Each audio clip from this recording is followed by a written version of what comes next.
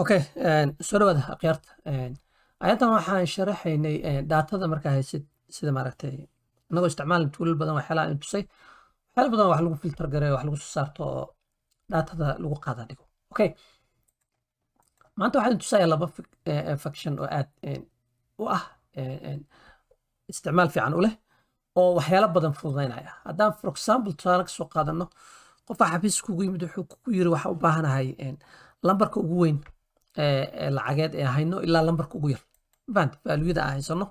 Marka hadda tani waa iska first quarter haddaa isha ku fiirino waa laga yaabaa inaan soo heli karno, laakiin kaba soo qaad tusaale ahaan waxaa haysaa dhowr sano data ah band datadaasoo dhan uu ka rabaa marka in laga soo saaro labada lambarkii ugu weynaa iyo lambarkii ugu yaraa.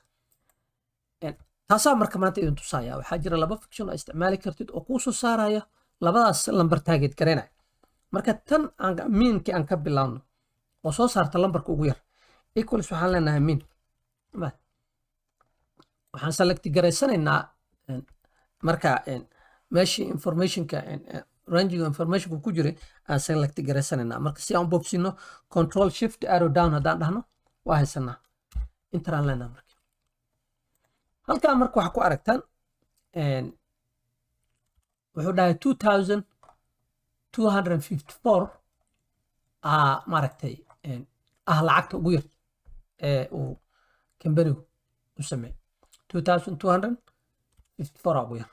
okay, halkaana waa ka aragtaan waa taas halkaas taala waa value ugu yaraa waaye waxaan kula soo baxnay miinaan kula soo baxnay. okay, inta aan tagno marka meeshaan ugu hooseysa aan tagno oo aan haddana intana aan ka dhex baarno maxka aan la soo baxnay equals waxaan leenahay max maband.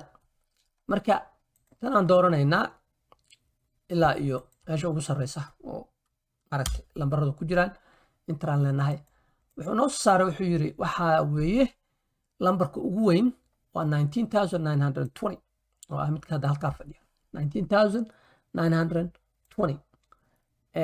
waa filter garayn kartaa normally filterka qofka isticmaal, laakiin waa wixii markay ku kooban yihiin. laakiin markay wax badan yihiin column ay ku jirto dhowr kun oo maaragtay saleskii la soo xareeyay the last couple years hal mar ma soo dhufan ilku ma soo dhufan kartid ama filter iyo ku raadinayso waa cabaaray qaadanaysaa.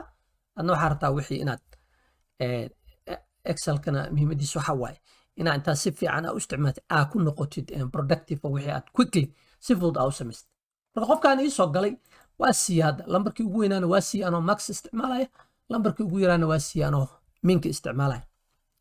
marka akhyaarta excelka xisaysa waxaa maanta aragteen iyadoo la isticmaalayo mini max in laga soo bixi karo set of values badan oo lambaro badan oo value badan oo lacago badan ay ku jiraan inaan kala soo bixi karno lambarka ugu yar iyo lambarka ugu weyn ee ku jira datadaas ku jira.